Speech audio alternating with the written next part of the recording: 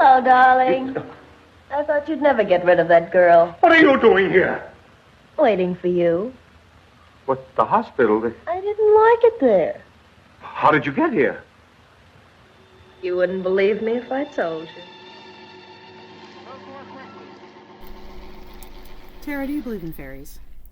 Well, you know, I've met a lot of gay guys in my life, and I think they were pretty legit, but in terms of, you know, magical winged creatures, when I was a kid, I really wanted to be Rosetta from Pixie Hollow in, like, the Tinkerbell movies. Yeah, I don't know what that is, but when it comes to my own belief on fairies, I'm Irish by design. And by pleasure, there's a line from the movie The Usual Suspects, which I loved, that says, I don't believe in God, but I'm afraid of him. And that's basically how I feel about the fairies. That's about my opinion on fairies as well, and I think that is the safest opinion to have about fairies. I really thought you were going to hit me with the Homer Simpson, I'm a magical fairy princess and I live on Gumdrop Lane. Also a good quote. It's, you know, they're so ubiquitous with our childhoods. I feel like people don't take any part of that folklore seriously or really look into it unless you have Irish, Scottish, Welsh, English, whichever ancestry. And it is hilarious to me that I am the same percentage Native American as I am Irish, which is 4%, and I am a flaming fucking redhead. You know, DNA is weird. I don't know where this came from, but hey. You know, if anything today, don't fuck with fairies. Don't fuck with them. That is the unwritten rule number 1 of witchcraft, all right? And yet, what does anybody actually know about the fae? I know very little, so I'm looking forward to this tonight. Many people won't mention them by name, calling them the little people, fair folk, wee people, or the hidden folk. Which, by the way, I just want to preface this out of the way. I am going to be using the term dwarf at some point in this.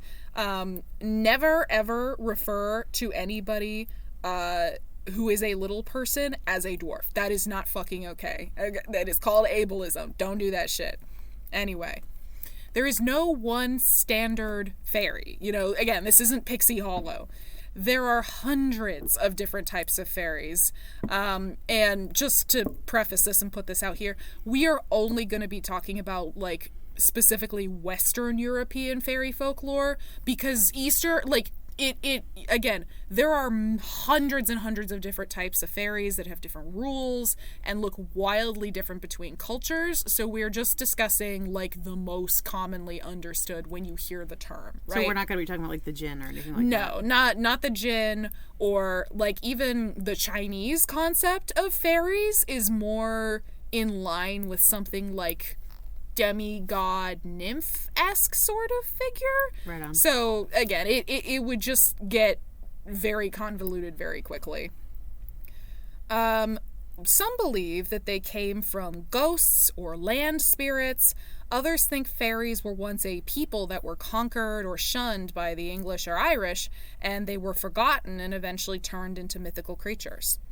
The oldest fairies on record were taken down by Gervase of Tilbury in the 13th century in his book, the Oscia Imperiala, a book written as a geographical, historical, and folkloric account of the places that he visited while in the service of Emperor Otto von Brunswick, or of Brunswick, excuse me.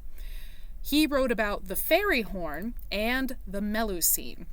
So the fairy horn is our very first fairy tale, in essence. And this is a story about a place where knights would go to rest after, like, a battle or a very long travel.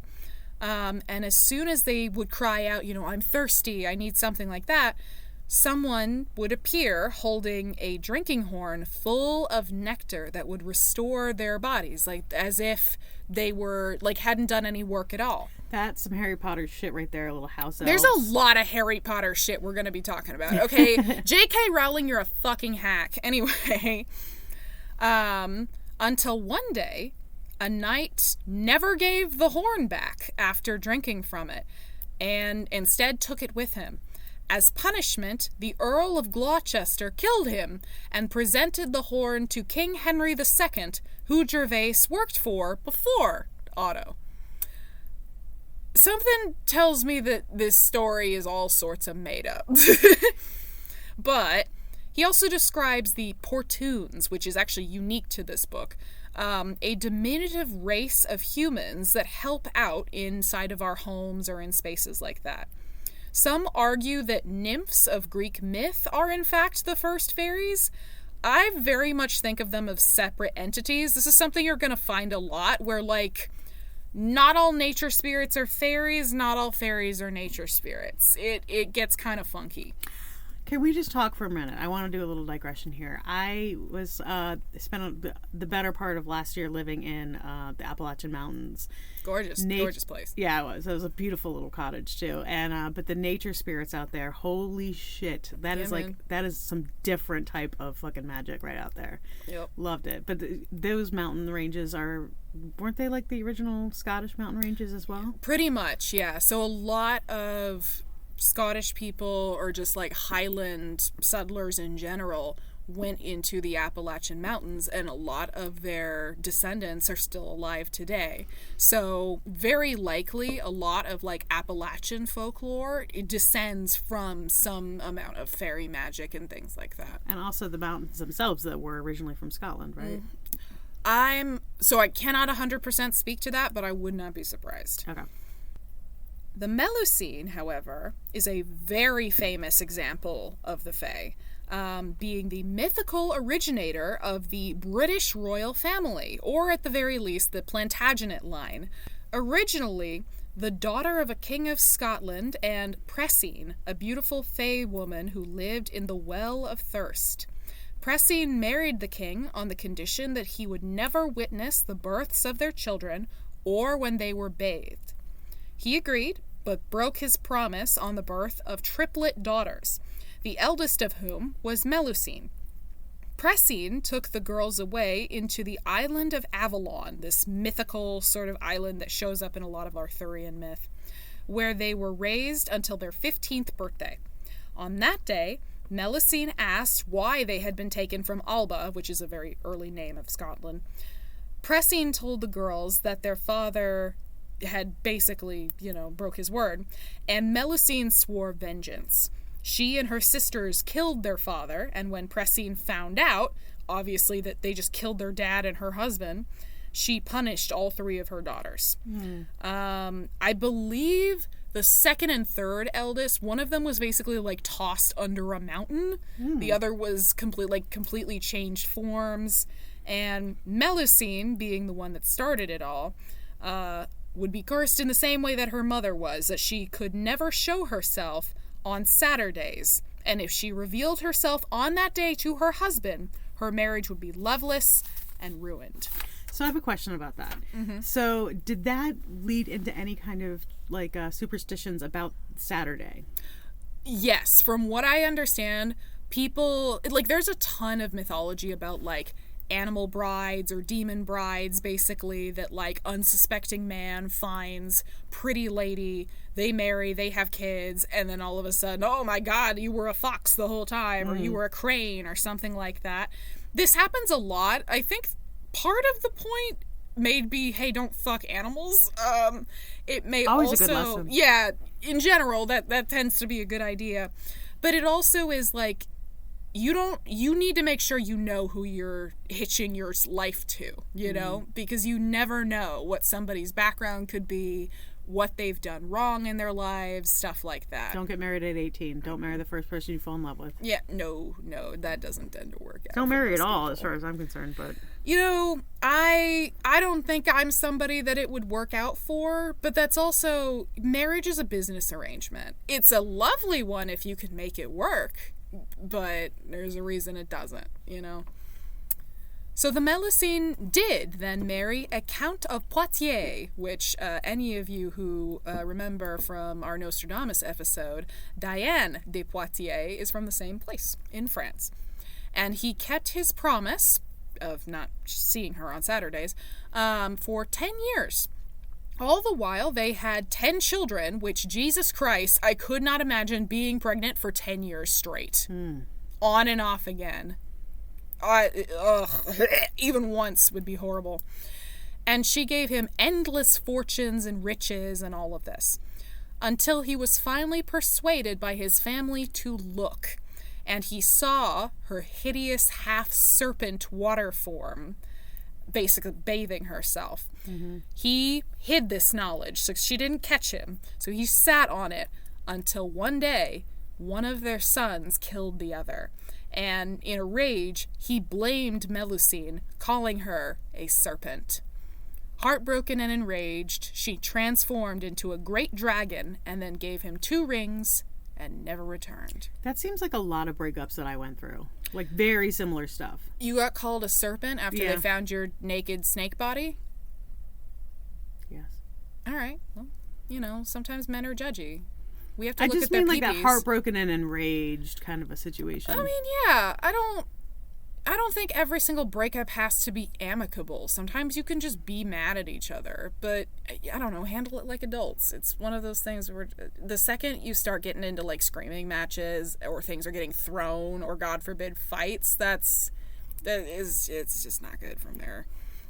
In the English version of this story, told by Richard I of England, he claimed that he was descended from a Countess of Anjou, which is also in France, and that this woman, this countess, was in fact named Melusine. She married the Count of Anjou, but would never attend Mass or leave very quickly halfway through when she would go. Also sounds like me. Well, it's boring as shit. He began to be quite worried about his wife, both as a penitent man and confused as well. And so when they went to church together the next time, as soon as she stood up to leave, 4 of his guards held her down in place during Mass, and she evaded them by flying out the window and carrying 2 of her sons with her. Nice. Please tell me she had, like, talon-like claws. It's described like she has, like, big old, like, dragon wings, basically. Okay. I'll accept that, too. And one of these would become the Anjou line, and the other, the Plantagenet line.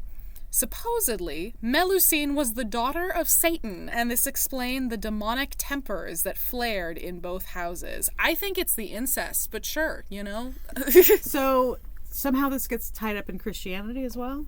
Because of the forced syncretism between these two places, you have to find a way to explain fairies in a Christian world, and we're actually going to get into that. Fairies in very early demonology and early Christianity were seen as like demoted angels, basically.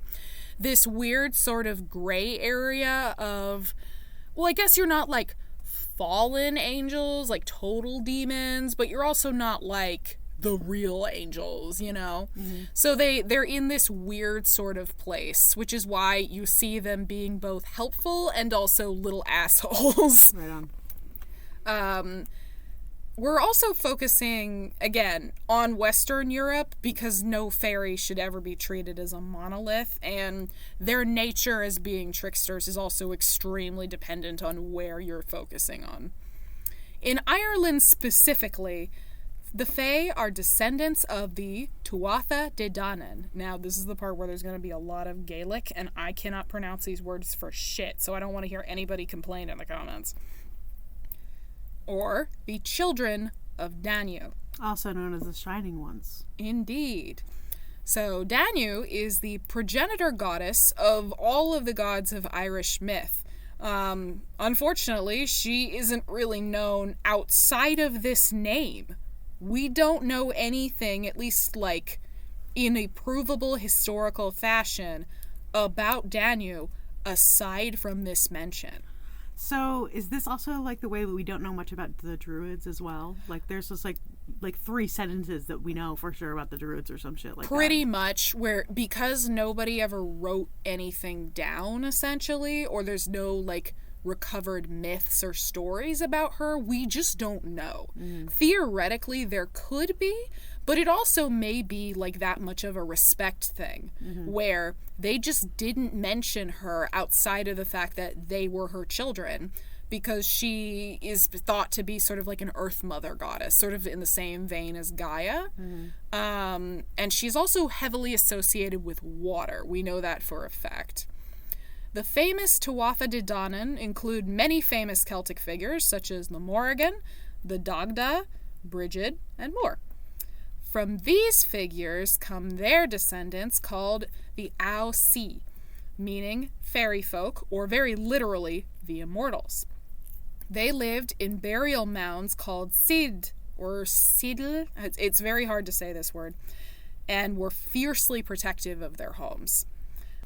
All right, let's break down some fairy categories, shall we?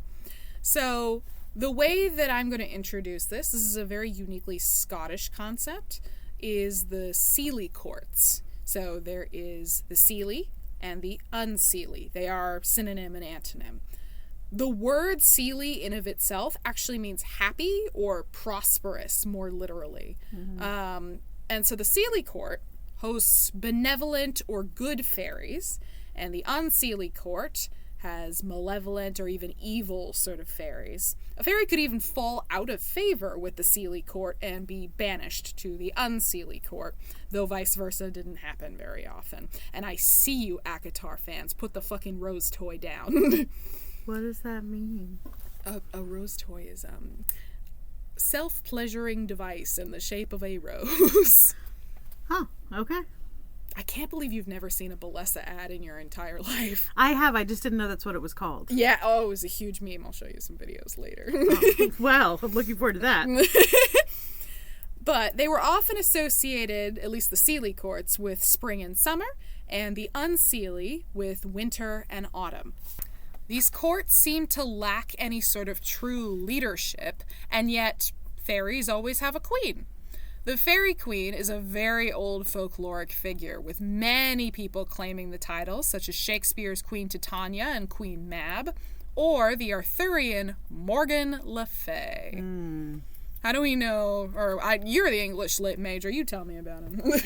No, that was not something I studied until Really? I didn't even know. I don't think I'd heard about Morgan Le Fay until I got to the store. That's insane. Yeah. Morgan Le Fay is thought to be basically King Arthur's like secret witch sister, almost. Part fairy in some stories. Her name literally means Morgan the Fairy. She is thought to either be queen of the fairies or a queen amongst like her other sisters. And she's basically an antagonist to Arthur. There are some stories where she actually sires basically an incest child. As you do, with him, named Mordred, who is the legendary enemy of King Arthur. Very cool lady. Kind of fucked up. Very cool. And of course, any of you who don't know who Queen Titania or Queen Mab is, go read a book. However, in folklore, there were many fairy queens, and about as many queens as there were fairy races. Titania may in fact have been based on Una, queen of the sea, along with her cheating husband, Finvara, who likely inspired Oberon. Together, they brought fertility to the land and good harvests to the people.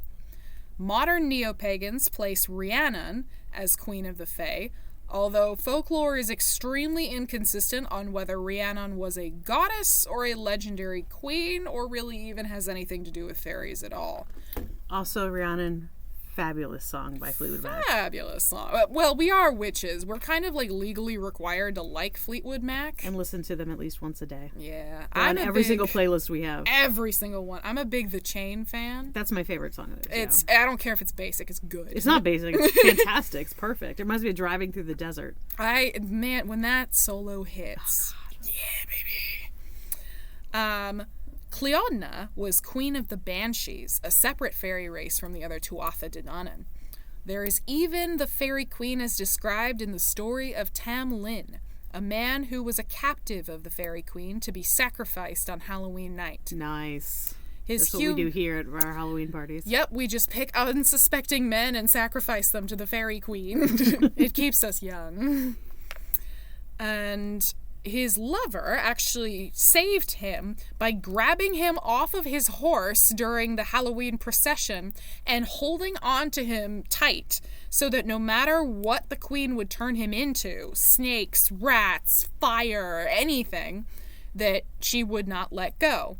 And finally, the fairy queen relented, grumbling that she should have taken Tamlin's eyes or heart to prevent his rescue. I like a petty bitch sometimes. Who doesn't? Let's get into some of these fae races, shall we? Beginning with those who would be sorted into the Seelie court. Brownies, a kind of house fairy from Scottish folklore, are members of every household and enjoy helping around the house with chores throughout the night. They are very shy creatures and can be easily offended. An empty chair would be left by the fire for the house's brownie, as well as a plate of milk or porridge. They likely sprang up from the Roman Lare, or personal household spirit. Though brownies can move as they please, leaving a house if they feel slighted, most brownies are male, though some female brownies do exist. They are often covered in brown hair, otherwise have brown skin, from which they receive their name. If they feel unappreciated or offended, they may even punish their homeowners, attacking them at night and causing them mischief. The best way to get rid of a brownie is to give it human clothes, either because the gift is too grand or it is offended by human association. J.K. Rowling. This is literally just fucking Dobby from Harry Potter. Dobby is free. You have presented Dobby with a sock. I am not a slave anymore. God, Lucius Malfoy. You, Jason Isaacs did such a good job. I hate you, J.K. Rowling. Anyway. Elves originate in Germanic and Norse myth, being tall, slender, beautiful, fae-like creatures. They are thought to be some of the oldest and wisest of the fae and don't really interact with humans. Think Lord of the Rings, basically. Yeah. They don't always do the whole, like, pointy ears, living for thousands of years kind of thing, but it's pretty standard across the board. Okay. Kobolds, those of you that play D&D will have a very different picture in their heads right now. Very similarly to brownies are Germanic house sprites, who also get mischievous when neglected or ignored. Some even kick people from behind when bent down, and are sometimes associated with fire or gnomes. I love how these are the good, happy, lucky type of fairies. We ain't even gotten into the fucked up ones yet. But honestly, I really love that they're kind of no respect fairy creatures, like petulant children. That's really they're just pissy little kids that want attention. Yeah. And it's kind of cute and kind of horrifying. Pixies are tiny, childlike fae who live amongst the flowers and nature. They have a great love of nature and dance at night under the moon.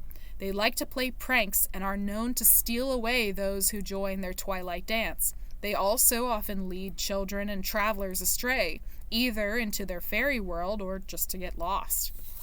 They're also one of the best bands of the 90s. Yeah, it's good music. They even have a holiday in East Devon called Pixie Day, where the town bands together to chase them back into their caves and under the sea. Gnomes are a Northern European fae, their appearance shifting widely from short, stout little men with red caps to ugly, disfigured, animal-like creatures. They are kindly, though shy, and enjoy helping humans protect their gardens and mines. They never teach humans their language or show them their burrows. Female gnomes do exist, and they only give birth once, usually to twins in Swedish folklore. They are very family-oriented and have a supernatural control over the elements of the earth. They are even thought to be able to turn sunlight into stone. Little Hobbit-esque, weirdly enough. Dwarves are similar to gnomes, and some believe that they were the same race before they were split at some point in antiquity. Famous in the Eddas as blacksmiths, craftsmen, and living in mountains and mines. They like to help out on farms, giving fruit to children and guiding livestock. Mine-dwelling dwarves are supposedly more ornery than their mountain-dwelling siblings. I would be too if I didn't fucking breathe clean air or see the sun. I'm also thinking of Lord of the Rings again. Yeah. He's got gold sickness. We gotta kill him, guys. Sprites are more in line with what we think of as fairies. Tiny winged creatures that are deeply attuned into magic and the elements. A sprite can have total control over an element it's associated with, aka, water sprites and water.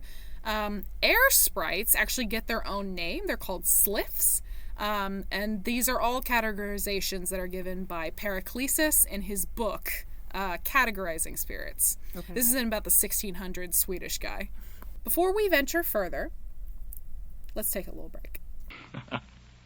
You mind if I smoke? All right, welcome to your break time. We are coming at you live from Sticks and Stones in Fairfax, Virginia, where we have crystals, we have oils, we have incense and books and all kinds of good things. And we also have readers almost every day and tons of events, classes, and workshops. Please check us out on Witchy-Ways on Meetup or on our website, sticksandstonescircle.com, to get a list of our events coming up. And back to the program. Smoke? I always smoke at the theater. Somehow it enhances the performance. Now let's talk about the Unseelie Court. Yeah, finally we're getting down to brass tacks. Hobgoblins, or goblins in general, are more bad-tempered brownie relatives. Also dwelling in homes and performing tasks, they are much more prone to tricks and can be banished by the same offering of clothes. Banshees, the spirits of lamenting women haunting certain families or places for warning of death. Usually very short women, sometimes mistaken for the elderly, with long streaming hair. It sounds like me. Yeah. It just sounds like me. Yeah, well, it'd be a kick-ass life, just screaming at people, being sad. Their legendary wailing screams likely come from the Irish practice of keening, a mourning practice where women weep, wail, and sing rhythmically. If you saw, they had a really good example of that in Midsummer. It was amazing. Honestly, I had never heard of this practice before watching Midsummer. I know that scene is very deliberate emotional manipulation to Danny, but it felt very cathartic. Yeah. To just be able to be sad and scream in the exact same way as somebody else sitting next to you, and just watching it be reflected back. It just takes some of that sterility that us in America have about grief, just allowing yourself to be messy. There was this really great episode of 6 Feet Under, which you haven't seen, and you would love it so much. You were just exactly like Claire. But basically, they talk about, he would, one of the guys who lived in this, he was a family of morticians, and when he was in Italy, he saw women throwing themselves on the casket and sobbing and everything, and he's like, we just don't have anything like that in America. So everything is so sanitized, and people would look at you like you're screaming for attention if you did that. Exactly. Whereas in a lot of places they have professional mourners. They have people whose entire job it is to weep profusely and express deep sadness over the loss of this person, but they're also making it okay for someone else to do that. You've got to do an episode on death rituals. You know what? I would love to. I was actually going to be a mortician if I didn't make it into school, so it's a fascination and a love of mine. And their legendary wailing and screaming likely comes from the Irish practice of keening, a mourning practice where women weep, wail, and sing rhythmically. When she stops singing, someone has breathed their last. Black Annis, a blue-faced hag with iron claws and a penchant for eating children. Sounds like you. Yeah, it was me. Supposedly stalks the fields of Leicestershire. Leicestershire. Ugh, England. And has been frightening children into good behavior for hundreds of years. She lives in a great cave with an oak tree in front to protect it. She is sometimes thought to hide in oak branches and leap down on unsuspecting prey. Oh my gosh, she is me. Do that. This is also why all of the windows in town are so small, so that she can only fit her arm through and cannot snatch up children That's in still the night. fucking terrifying. I don't want a witch's arm coming through my window. Come, Sarah, come join the fairies. No. Ghostly flames leading travelers wildly off course and to their dooms. Will-o'-the-wisps appear in many places throughout the world, likely to explain a phenomena known as marsh lights, where gases build in the marsh light and basically set on fire. Folklore suggests will-o'-the-wisps are predators of patience, leading people away from fae areas, entrances to their homes, and to oblivion. I do want to ask you about this, because I know marsh lights are apparently a contributing factor to a lot of UFO sightings. Yeah, I could see that. I mean, God, the thing with UFOs is that there are some things that are very clearly things like marsh lights or, probably government craft or weather balloons or any of that. And then there's some stuff that you can't explain. But yes, there is definitely probably some times where people saw marsh lights and thought that they were UFOs. And supposedly this was actually one of the first scientific experiments ever done in America, was testing if this was a real, a phenomenon.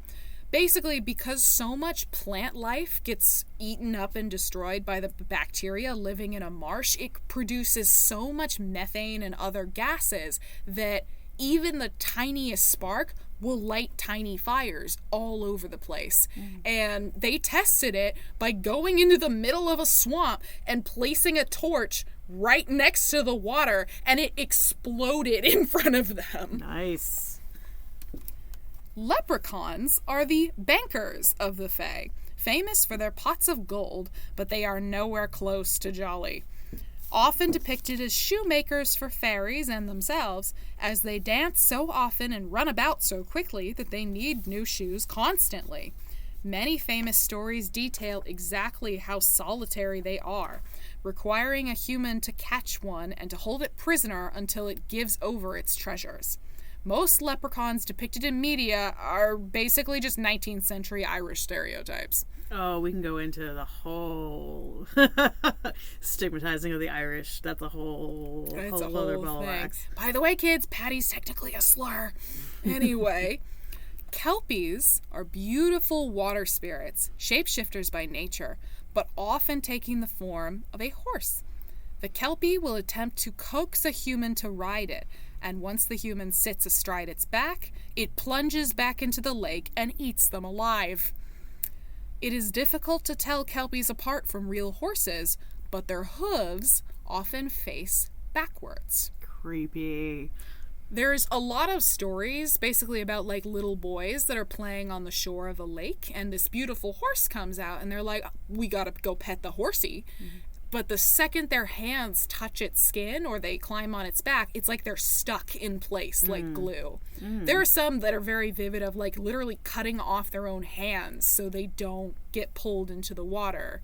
And all that's left of the kids when they find them is entrails. That's so gnarly. I love that. Fairies are fucked up, man. No, I know. They get such a good rap. Most things get a bad rap. The fairies get a good rap, but yeah, you don't want to be messing with this shit. I remember, I'll never forget, there was one day at the shop, there was this guy that was coming in for a while that was just a very strange guy.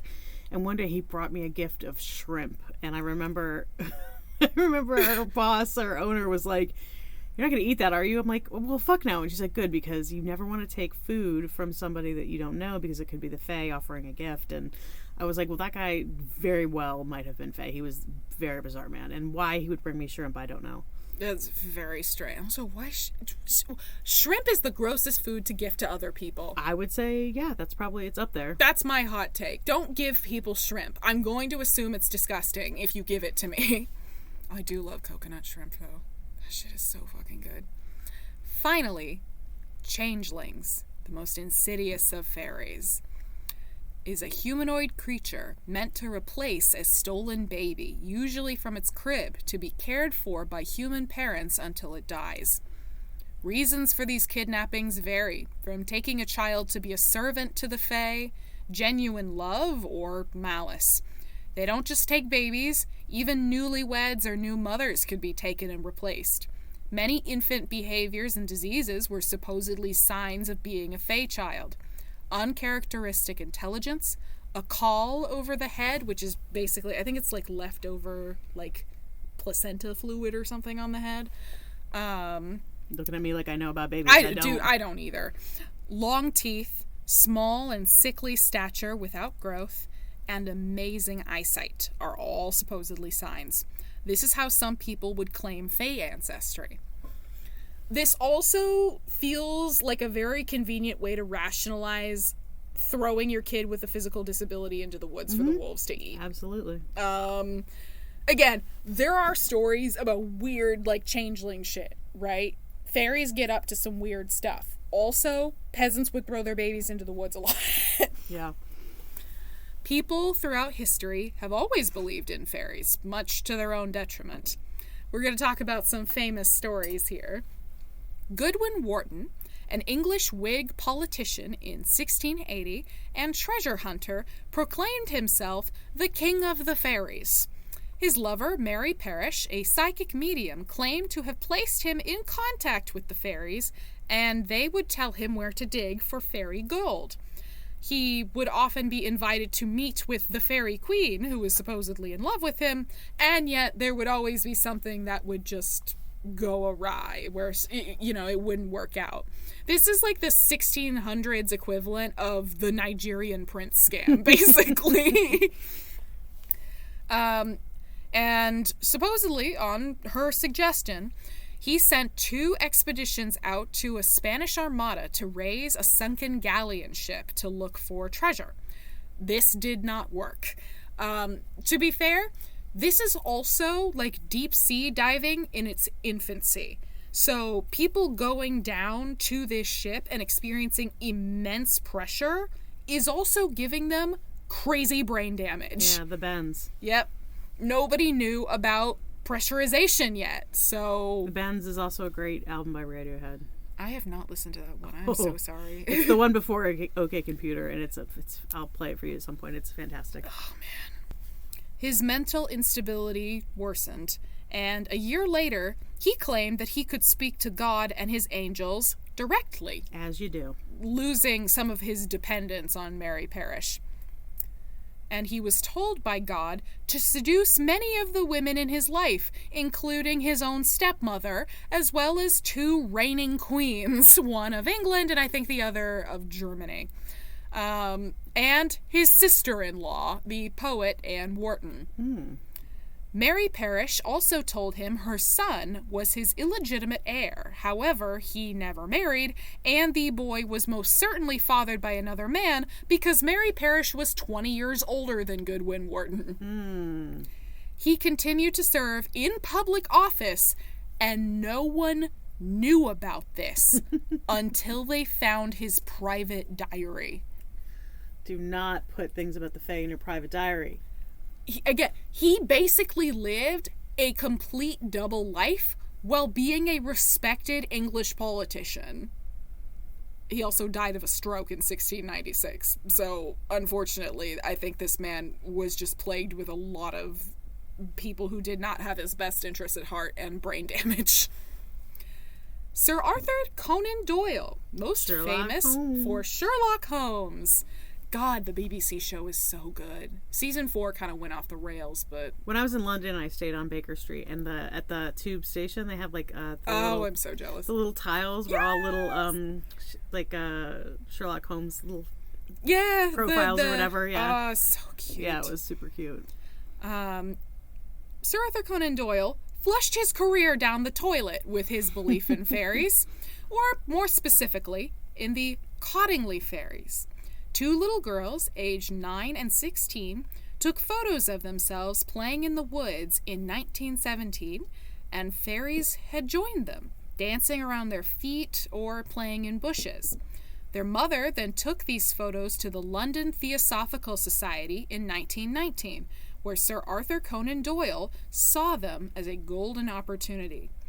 This is, again, we're a little bit past the Victorian occultism obsession, but spirituality and spiritualism as a whole is running with money at this point. So that's the same Theosophical Society of Blavatsky, is it? Yes, it is. Okay, awesome. Yes, it is. And go back to our Nazi and the occult episode for more on Blavatsky. Yeah, if you want to cry. Anyway. Doyle saw these photos of proof not just of fairies, but as spiritualism as a whole that could now be proved as fact. He wrote about the fairies and included the photos in a 1920 Christmas edition of the Strand magazine. He had even taken the photos to experts to confirm that they could not have been faked. Ladies and gentlemen, people were faking photos decades beforehand.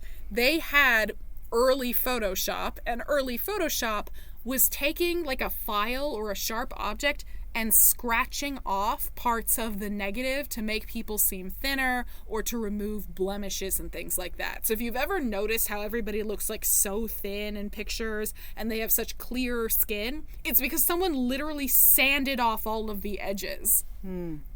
Photo editing has been around as long as photos have. But he continued to believe this right until his death in 1930, defending himself against widespread criticism, and nobody actually knew what the truth of this was. It was just a mystery for years, until 1980, the two little girls, now grown up, admitted that they faked the whole thing with paper dolls and hairpins. And I'm going to show you this picture. You can Google it. I don't know how the fuck anybody believed that shit for half a second. It is so obviously fake, but I really think it's just down to, like, nobody had seen anybody do this before. Yeah. Or even attempt it. I also think it's like the X-Files poster that Mulder had, I want to believe. I want to believe. I want to believe. Who doesn't want to believe in fairies? I mean, because it would be nice, you know? Kind of, until it got really not nice. A lot of fairies are really fucked up, but other than, like, it makes the world more magical. It's nice to think of the world as a magical and mysterious place. Yeah. And in some ways it is, but we can't lie to ourselves to preserve that fantasy in every aspect, you know? Yeah. So how does one interact with these creatures? The trick question is you don't. But if you really must, because I do know some people who work with fairies. Our boss works with fairies. She basically is one. One of our old co-workers works with fairies. Like, there are practitioners who will do it. You just gotta be really, really careful. There is a reason it's not recommended that most people try this, and it's a pretty advanced behavior to begin with. If you have a garden space in your home, create fairy houses out of sticks or doll toys, things like that. Plant flowers and give respect to nature. Rowan trees are especially sacred to the fae and can be carried in, the bark in pieces in one's pocket as a sign of goodwill. Leave out food for your house fae and let them know that they are appreciated and not begrudged. They love silver objects, and in some cases, bells. Fairies often leave behind fairy rings. Rings of mushrooms or stones in the middle of forests or uninhabited areas. Do not step inside that shit. Turns into an Outlander situation. You don't want to be thrown back into the 1700s. Although you do probably want to hook up with Sam Houston, but whatever. I could take it or leave it. That is their space, and those who violate their wishes are often punished with endless dancing until you die or are stolen away to never be seen again. Fae traps of all sorts exist in the world. Ways for fae to enter and exit and take humans with them. Stairs leading to nowhere. They have those in Manassas Battlefield. They do, and I have seen it. Yeah. I have visited those stairs. It's just one of those liminal spaces where you just you shouldn't climb up them. Yeah. For some reason, you're not supposed to. Mm-hmm. My dad will purposefully do that shit because he doesn't like being on this planet, and I worry about him sometimes. Dancing lights and orbs, sparkly things, or well-timed gifts out of nowhere. Here's the thing. Sometimes the gods cut us a solid, right? Other times, if something seems a little too good to be true, it's because it probably is. It's one of those things of don't ever accept fae gifts. You never follow a fairy. You never take anything gifted to you by one. And you don't thank them, right? And you do not thank them, ever. You don't thank them, and you also never tell them your real name. Especially not your full name, because then they can steal your identity and create a changeling of you and take you away. Always be on your best behavior with fairies. Be polite and do nothing that could offend. They do have very short tempers and are very easily put off on things. The best defense against the fae is iron. Completely unnatural and foreign to them. Even the sight of metal shears can make some fae disappear. That's what people would do back in the day to keep like babies from being snatched. They would leave open like iron scissors next to the cradle, or they would stay up and watch it all night. Like someone had to be in there to watch the thing. Some of that I think has to do with sudden infant death syndrome, which is something we still don't understand to this day. Sometimes kids just stop breathing, and it's very, very strange, and it's very, very sad. So what are fairies really? Some people think that they are fallen angels or demoted gods. Some Christians even call them the children of Eve, hidden away from God by Eve, and because of this, punished with never being seen by man again. Some think they are demons, children of Lilith and Adam, weaker demons that cause strife on earth. Still others think they are ghosts, lost spirits of the unbaptized dead, or simply spirits remaining behind to enjoy the earth. One rather out there theory posits that the existence of Homo floresiensis, I think I said that correctly, an early human ancestor in Indonesia, notable for their small stature, may suggest the stories come from a sister species of humans that were slowly forgotten into myth and legend. There is some evidence suggesting preeminent civilizations to the Irish and Celts, but these people have never been named. Some think that Tuatha De Danann were these people, driven underground by the Milesians, the mythical people modern Irish people claim ancestry from. In reality, we may never know. But the fae beneath our feet don't really want us to anyway. Yeah, it's interesting because it's...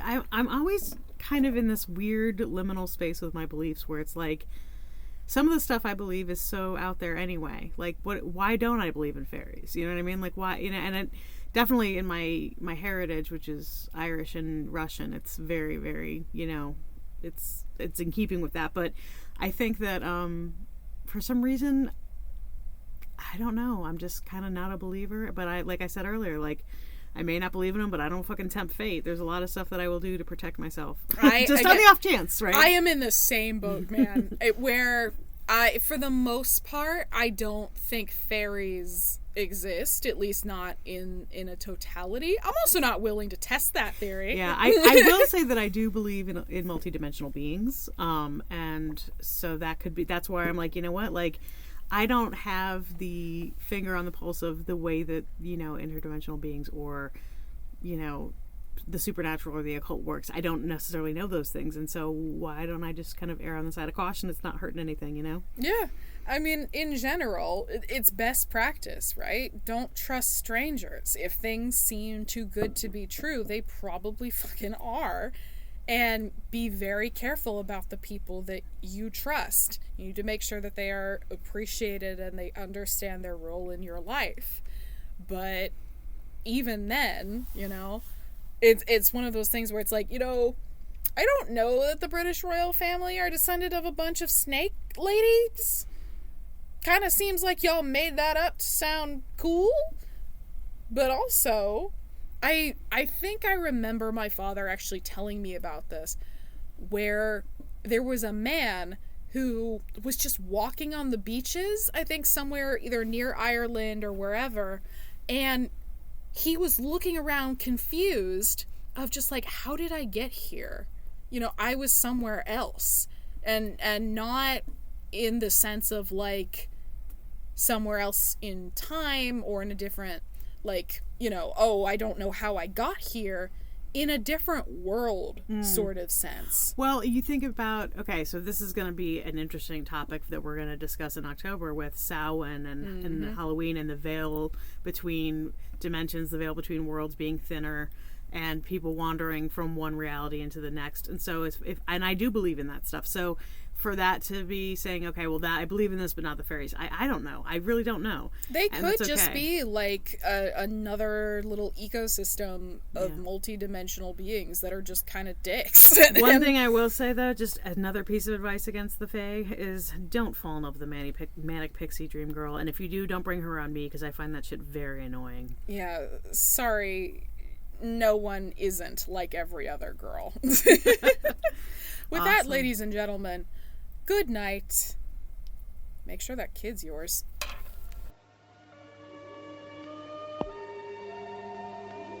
That was one of the most enjoyable half hours I've ever spent. Oh, well, Vera, how could you? Poor Ruth.